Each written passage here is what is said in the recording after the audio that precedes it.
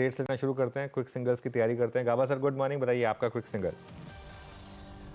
वो difficult choices. Good morning to you. Stock फिर भी चुना है मैंने Steel Authority of India. Trade करा है 123.70 पर, स्टॉप होगा 122 पर।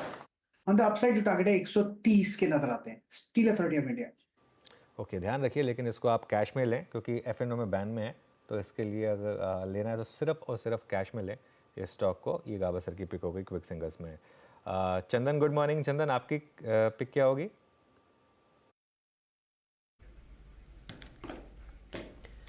जी अनुज, मैं फोकस करूंगा अब जियो फाइनेंस पे। जियो हमारा पिछले कुछ दिनों से एक प्रिफर्ड नेम रहा है। हर मेजर सपोर्ट से इस काउंटर को हमने पिक किया है और अब ऐसा लग रहा है कि 4 दिन पहले जो करेक्टिव मूव आया था उसके बाद वापस स्टेबिलिटी बनी है। तो जियो फाइनेंस को हल्के से डिप पे हम खरीदारी की सलाह रखेंगे। 340 का सपोर्ट रहेगा, ऊपर में लगभग 368 के टारगेट के लिए। जय, और ये स्टैंडर्ड डिस्क्लेमर आपके स्क्रीन पर है ये कि ये इसी ग्रुप के CNBC से आवास का प्रभुत्व स्वामित्व जो है रिलायंस इंडस्ट्रीज के हाथ में, और उसी ग्रुप में जियो भी कंपनी आती है। तो प्लीज़ एक निजी राय ज़रूर सम्मिलित रखें इस ट्रेड पे। अब एक बार लेके आते हैं, चंदन का ट्रेड हो गया यहाँ पे जियो। इट्स आई थिंक लॉन्ग 354 पे। मानस आपका ट्रेड?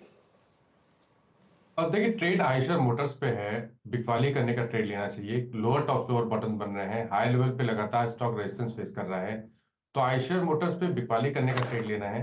3750 के स्टॉप लॉस से आप बिकवाली करने का ट्रेड ले सकते हैं। 3630 तक के टारगेट्स पॉसिबल है आयशर मोटर्स में। अगर इसमें एक ऑप्शन ट्रेड लेना हो तो 3700 वाला पुट ऑप्शन आयशर मोटर्स का लिया जा सकता है। 64 रुपीज पे वो ऑप्शन ट्रेड हो रहा है। 44 रुपीज के स्टॉप लॉस से इस ऑप्शन में आप खरीदारी कर सकते हैं। 110 रुपए के टारगेट सेट कर सकते हैं। ओके, एक सेट पे पुट ऑप्शन है, तो के ट्रेड कर रही है। माफ कीजिएगा। सचिन आपका ट्रेड? देखिए, यहाँ पर टोरेंट फार्मा ने काफी इंपॉर्टेंट सपोर्ट बेस था अराउंड 2600 के आसपास का, वो इसने ब्रीच किया है। एंड काफी दिनों तक एक अच्छा higher top higher bottom sequence यहाँ पर नजर आ रहा था। तो मुझे लग रहा है कई जगह डेवलपमेंट्स थोड़े से ट्रेंड रिवर्सल के आ रहे हैं, तो यहाँ पर बिकवाली करने की सलाह होगी। टोरेंट फार्मा के फ्यूचर में एक ओपन हाई भी इसने एग्जिबिट किया है 2600 2604.70 का। आई थिंक स्टॉप लॉस थोड़ा सा क्रिटिकल होगा। 2610 के स्टॉप लॉस के साथ मुझे लग रहा है पुल बैक पे यहाँ पर बिकवाली करनी है। इमीडिएट बेसिस पे एक अच्छा डिप आ सकता है लगभग अराउंड 2500 लेवल के आसपास का। सो फ्रेश शॉट्स ऐड किए जा सकते हैं टोरेंट फार्मा के फ्यूचर में। ओके, रचना जी आपने क्या पिक किया क्विक सिंगल्स में? जी, मेरी तरफ से SBI रहेगा। SBI के फ्यूचर्स में मैं लॉन्ग देना चाहूंगी और यहाँ पे 736 का भाव है। अगर हम 734 को होल्ड करेंगे तो अपसाइड पे हमें यहाँ पे 740 एंड 45 के लेवल्स नियर टर्म में दिखने चाहिए। ओके, तो SBI ये हो गई रचना जी की पिक। आशीष जी आपका ट्रेड? अनुज जी, मेरी जो ट्रेड रहेगी वो नेशनल एल्यूमिनियम स्टॉक बैन में है और बहुत ज्यादा पिटा हुआ भी है, बट हमें लग रहा है कि नीचे के लेवल पे एक अच्छा मोमेंटम बन रहा है, तो स्ट्रिक्टली कैश में ही खरीदारी की सलाह रहेगी।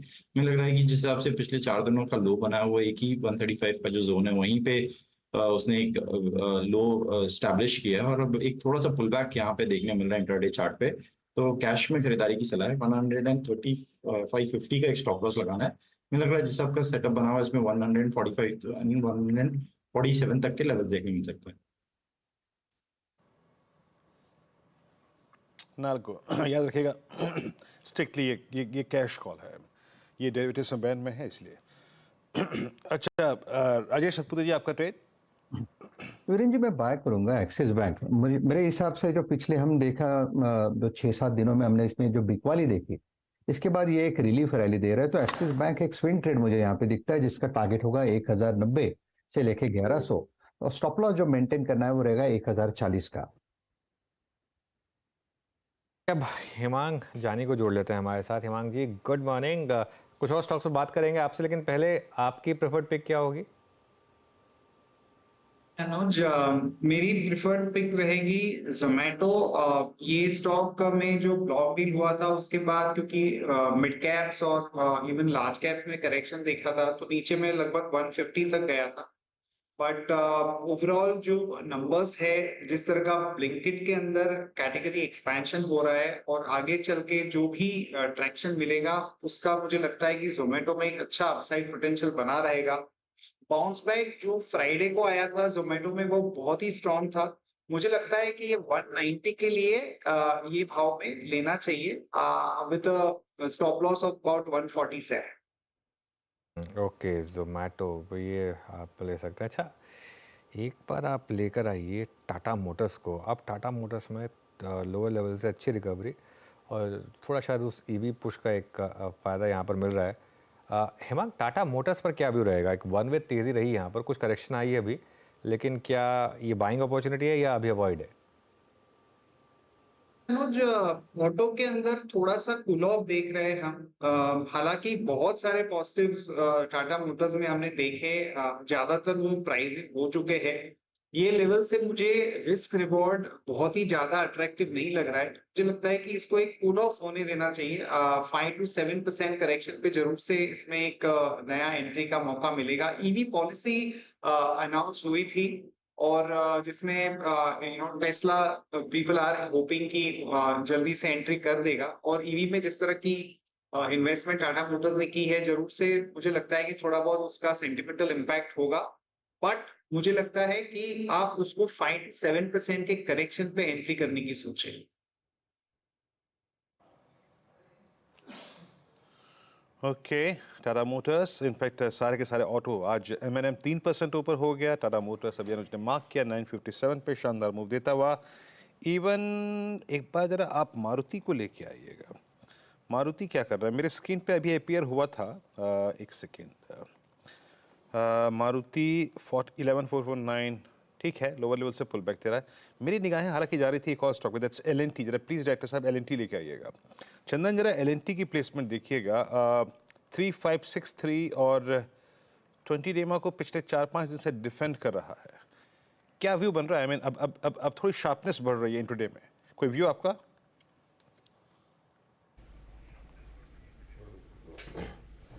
जी वीरू, देखिए L&T कहीं ना कहीं अपने आप को बॉटम फॉर्म कर रहा है लोअर टाइम फ्रेम में, और पिछले 4 दिनों से देखें तो इनसाइड बार यहाँ पे बन रहा है, नियर रेंज प्राइस बिहेवियर हो रहा है। 3500 में पुट राइटिंग भी हम इस कॉन्ट्रैक्ट में देख रहे हैं, वो भी इंडिकेट कर रहा है कि नीचे में सपोर्ट है।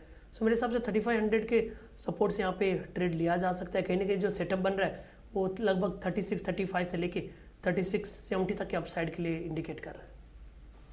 अच्छा, आप देखिए निफ्टी में अच्छा खासा रिवर्सल आया, वो एग्जैक्ट 21,950 से घूमा और अब हम 22,037 पर, मतलब डे हाई पर। अब आपको एक यहाँ रेजिस्टेंस मिलेगा 22,050 के आसपास पहले, उसके बाद 22,100 के करीब करीब। तो देखते हैं वहाँ तक जाते हैं नहीं, लेकिन क्लियरली आज कुछ स्टॉक्स में अच्छी खासी कवरिंग आपको देखने को मिल रही है। और एक बार M&M तो खैर आज का स्टॉक ऑफ द मॉर्निंग है ही। RBL बैंक में शॉर्ट कवरिंग है, बैन में है लेकिन ये स्टॉक, तो ज़्यादा बात करेंगे नहीं इस पर।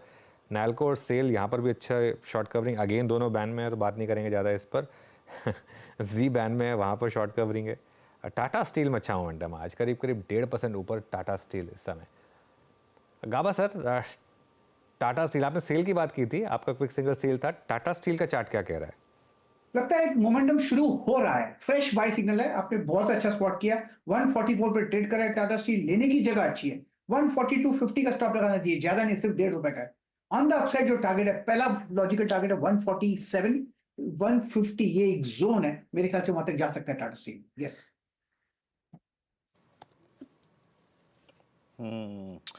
बिल्कुल। अब इधर एक बार इंडस्ट्रीज स्क्रीन पे लेके आइए अनुज। अगेन आई मीन खुलते ही बाजार ने अगर थोड़ा सा भी आपने कैलकुलेटेड रिस्क लिया, उस ट्रैजेक्टरी को बाय करने की कोशिश करी, 100 पॉइंट मिल रहे हैं मोटा मोटी। मतलब अभी इसी जोन पे फोकस करें, वो जो 50 डेमा का जोन है, पुट राइटर्स का जोन है, और ऊपर की तरफ जो आपका 22,100 का 22,150 का क्लस्टर है निफ्टी के लिए एटलीस्ट। एक चीज़ मैं कहूँगा, अगर आपने सुबह सुबह वो ट्रेड ले ली जो हमने डिस्कस किया था, तो उसमें पार्शल आप भले बुक करके बाकी पार्शल आप कैरी कर सकते हैं। अब आपकी बाय प्राइस आपका बाकी के लिए वो एक स्टॉप हो जाएगा ऑब्वियस, ठीक है ना, क्योंकि ये ऐसी मार्केट नहीं है कि जो अब आपको सीधा यहाँ से एक वन वे आपको मूव मतलब लॉजिकली दिखा दे। होने को मार्केट में कुछ भी हो सकता है, और आगे ऊपर इंपॉर्टेंट क्लस्टर्स हैं, काफ़ी बड़ी बड़ी रेजिस्टेंस भी प्लेस्ड हैं ऊपर, इस चीज़ का आपको ध्यान रखना है। 22,100 के आसपास आपका 20 डेमा है और 22,200 पर आपका 10 डेमा है, ऑप्शन राइटर्स का जोन है। तो इस चीज़ को ये ना समझें एकदम कि बस बॉटम बन गया और मार्केट मूव ऑन कर रहा है। छोटी ट्रेड्स लेने की हमने बात की है, 80-100 पॉइंट अगर मिल जाए तो ले लीजिए, कोई उसमें दिक्कत नहीं है। अगली स्विंग का वेट करिए, क्या दिक्कत है? मतलब ये मार्केट आपको बहुत स्विंग्स देगा और इस मार्केट में ना दोनों साइड पैसा लूज़ करने का रिस्क ज़्यादा होता है। ट्रस्ट में आप अच्छे से अच्छे ट्रेडर से पूछेंगे ना, पिछले 2 हफ्ते में काफ़ी पैसा गया होगा क्योंकि मार्केट ने इस तरीके के मूव्स दिखाए हैं। तो इसके लिए इंडेक्स लेवल पर 80-100 पॉइंट मिलते हैं, टेक योर प्रॉफिट हो और रिलैक्स करिए। क्या अभी 100 पॉइंट के अप्रॉक्सीमेटली स्विंग दिया आपको निफ्टी ने और फिर अगली ट्रेड से फोकस करेंगे। अनुज, ये बैंक निफ्टी काफ़ी ओवरसोल्ड है और मैं इसकी अगर कैंडल टू कैंडल कंपैरिजन करूँ तो एक पॉज था, आई मीन शुक्रवार को, उससे पहले 5 दिन का अगर आप देखें सेल ऑफ एक तरीके से जब आपने लगभग ऑलमोस्ट 1500-1700 पॉइंट रिट्रेस कर दिए। HDFC बैंक में अभी तक कोई क्लियरिटी नहीं है, तो ये इंडेक्स कोई कॉल लेने लायक है अभी? नहीं वीरू, अभी बैंक निफ्टी में तो बिल्कुल मतलब क्योंकि काफ़ी लॉपसाइडेड है ये इंडेक्स और HDFC बैंक जैसा आपने बोला फ्राइडे को वो थोड़ा सा वो फ्लोज की वजह से थोड़ा सा मूव आया था, लेकिन आज ये फिर थोड़ा सा एक बार इंटरडे दिखा देते हैं इसका HDFC बैंक का, ये फिर थोड़ा सा आज तंग कर रहा है वापस। तो जब तक यहाँ पर स्टेबिलिटी ना आए ना तब तक मेरे ख्याल से बैंक निफ्टी अभी के लिए अवॉइड है। ये बात आपकी सही है कि थोड़ा रिसेंटली ओवरसोल्ड हुआ है बैंक निफ्टी, लेकिन मेरे ख्याल से निफ्टी पर ज़्यादा फोकस रहें। और एक और चीज़ मैं बार बार बोल रहा हूँ, कुछ मार्केट के फेजेस होते हैं जहाँ पर आप ना ट्रेड ना करें तो बेटर है। ये वो वाली मार्केट है बिल्कुल, इसमें अगर ट्रेड ना करेंगे ना तो वो बेटर रहेगा क्योंकि एटलीस्ट आपका पैसा बचेगा उसमें। जब मार्केट में इजी फेजेस आएंगे ना जनवरी फरवरी वाले, तब तक अगर आपके पास पैसा ही नहीं बचा होगा तो फिर क्या करेंगे? वो ट्रेडिंग कैपिटल ही नहीं बचा होगा, वो ट्रेडिंग कैपिटल आपने इस मार्केट में गंवा दिया तो फिर फ़ायदा क्या है? तो इसके लिए थोड़ा इस फेज़ को निकल जाने दें, उसके बाद एक पैसा बनता है डायरेक्शन में, ये ऐसे चॉप चॉप में कोई पैसा बनता नहीं है। जी हाँ, और टेक्निकल्स में कहा जाता है कि सबसे मुश्किल बाजार दुविधापूर्ण तब होता है जब 20 डेमा के नीचे होता है, 50 डेमा के ऊपर होता है, सबसे मुश्किल। और इसे बोलते हैं कैपिटल को ख़त्म कर देने वाला जोन। खैर, ये हम इंडेक्स से बातचीत कर रहे थे एडिटर स्टेक में, और अब एक काम करते हैं, थोड़ा सा स्पॉटिंग करते हैं जो स्टॉक्स अच्छा कर रहे हैं। एक बार आप अपोलो को लेके आइए। मुझे याद आ रहा है पिछले 4-5 सेशन में हमने इसको राइट किया था और ये भी आई थिंक थोड़ा स्टेट ऑफ कन्फ्यूजन बना हुआ है लास्ट वीक से ही, बट स्टेबिलिटी कभी कभी आती है इस स्टॉक में। प्रकाश सर, जरा अपोलो को देखेंगे एक बार, आपका व्यू क्या है इस वक्त और कोई ट्रेड प्रोस्पेक्टिव है आपको यहाँ पे? अपोलो हॉस्पिटल में जो बेस बन रहा है और जगह अच्छी है बाउंस करने की, अगर बाउंस करना है ब्यूटीफुल जगह है। और आज लगता है कि शायद पहला इंडिकेशन मिला है, ट्रेड करा है 6061 पर, स्टॉप होना चाहिए 6000, तो 61 रुपीज का है, स्टॉप लॉस रहेगा। टारगेट करीब 6200 के पॉसिबिलिटी है, तो एक ट्रेड बनता है on the long side yes Apollo hospital में।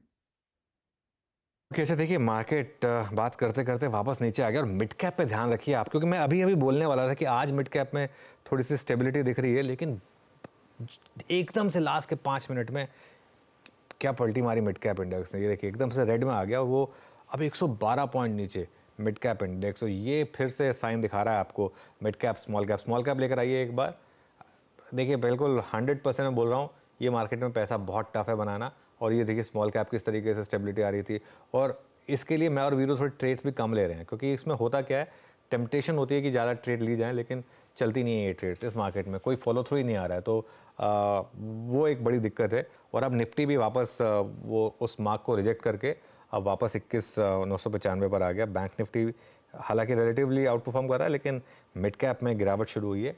एक बार जोमेटो का चार्ट लेकर आइए जरा आप स्क्रीन पर, ये आपको बता रहा है कि ये किस तरीके की मार्केट है, क्योंकि हायर लेवल पे स्टॉक्स टिक नहीं रहे हैं इस समय। और ये देखिए ये इस समय स्टॉक जो है ये एकदम से डे लो पर आया। काफ़ी स्टॉक्स हैं जहाँ पर इस समय सेलिंग आ रही है। और अब ध्यान रखिए, अब निफ्टी ने टेक्निकली उस 22,050 को रिजेक्ट किया है।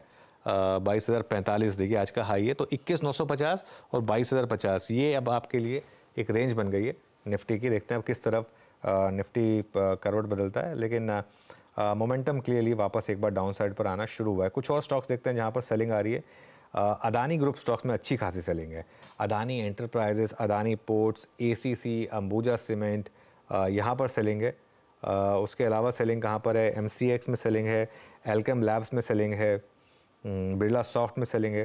तो थोड़ा सा कॉशियस हो जाएं तो अच्छा रहेगा। कोफोज 4.5% नीचे। कोफोज पर क्या व्यू बन रहा है इस समय हेमांग आपका? कोफोज में अनुज व्यू फंडामेंटली तो ठीक है, उसमें एक लगभग 3600 करोड़ की QIP कंपनी करने जा रही है और वो थोड़ा साइज बड़ा होने की वजह से थोड़ा डिस्काउंट पे हो रहा है, तो उसका एक प्राइस इम्पैक्ट हम देख रहे हैं। और अगर IT सेक्टर की बात करें तो हमें लगता है कि TCS, HCL tech large caps में और जो मिड कैप में है उसमें बिरला सॉफ्ट और कोफोज, ये सब हमारे प्रिफर्ड पिक्स है। हमें लगता है कि जैसे जैसे US के अंदर एक हम टेक्नोलॉजी में स्ट्रेंथ और स्टेबिलिटी देख रहे हैं, उसका थोड़ा बहुत इम्पैक्ट कुछ स्टॉक्स में यहाँ पे भी देखने को मिलेगा। बट इसमें क्योंकि रनअप हो चुका है, बहुत बड़ा अपसाइड के लिए नहीं खेल सकते आप, 8-10% मूव के लिए कर सकते हैं।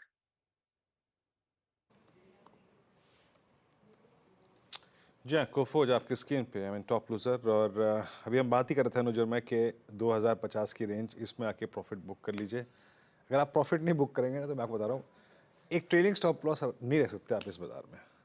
तुरंत दे दिया स्क्रीन पे तो दे दिया, अदरवाइज अब देखिए 2050 से ये 3 मिनट के अंदर 21,960 आया।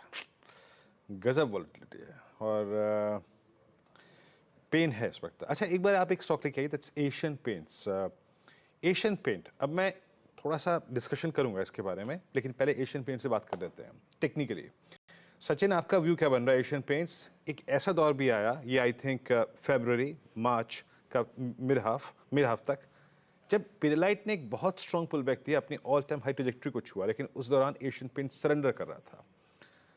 Even the shortest moving average 10-20 day cross नहीं कर पा रहा। इसकी ये अंडर परफॉर्मेंस, इसकी वीकनेस क्या रिफ्लेक्ट कर रही है, और कोई ट्रेड पर्सपेक्टिव अगर आपका हो तो बताइएगा एशियन पेंट्स पे।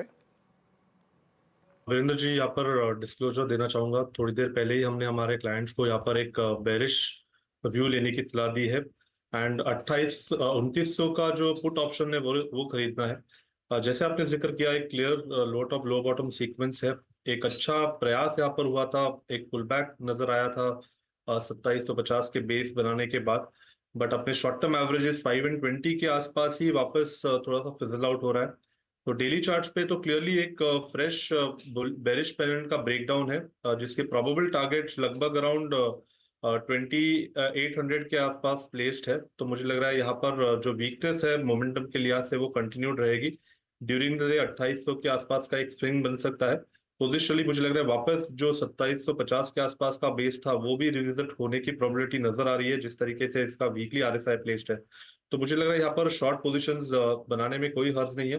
फ्यूचर्स के लिहाज से 2870 के स्टॉप लॉस के साथ ये शॉर्ट्स मेंटेन किए जा सकते हैं। बिल्कुल। अच्छा वीरू, क्या टाइमली डिस्कशन हुआ हमारा? मैं ये सोच रहा था, मतलब अगर और 15-20 सेकंड भी लेट हो जाते तो फिर वो डिस्कशन हमारा थोड़ा लेट हो जाता है निफ्टी का।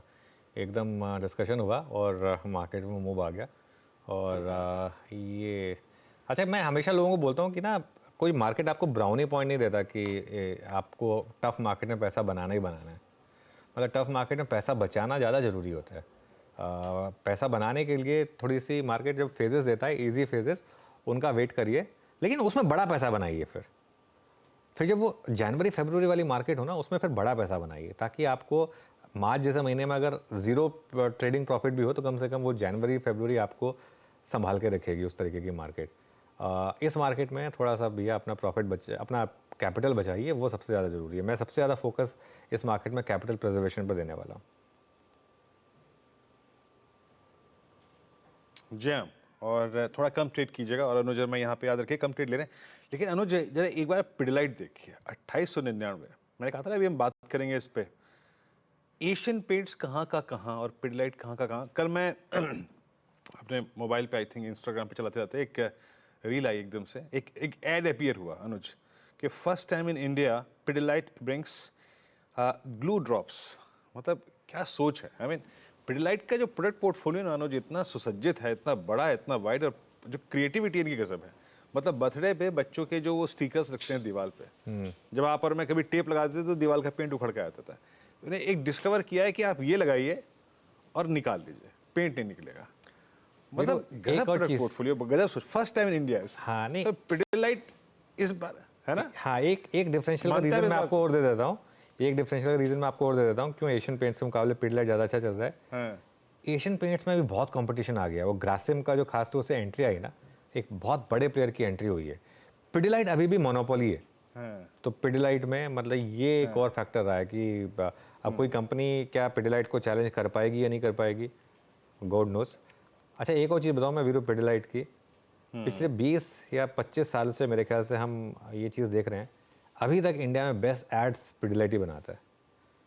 मतलब वो जो फेविकॉल का मजबूत जोड़ वाला जो ऐड है, वो आप 20 साल पहले का ऐड देख लीजिए उनका और आज का देख लीजिए, अभी तक बेस्ट एड्स पिडिलाइट ही बनाता है। माइन का सोफा। हाँ, वाकई वो शर्माइन का सोफ़ा है ना, वो मुझे याद अच्छी तरीके से। तो मैं बस वही मैं कह रहा था कि अब कभी आप दुकान पे जाएं तो इनका जो एडहेसिव मार्केट में एक से एक प्रोडक्ट है इनका, गजब है। खैर, ये पिडिलाइट पे बात हो रही थी।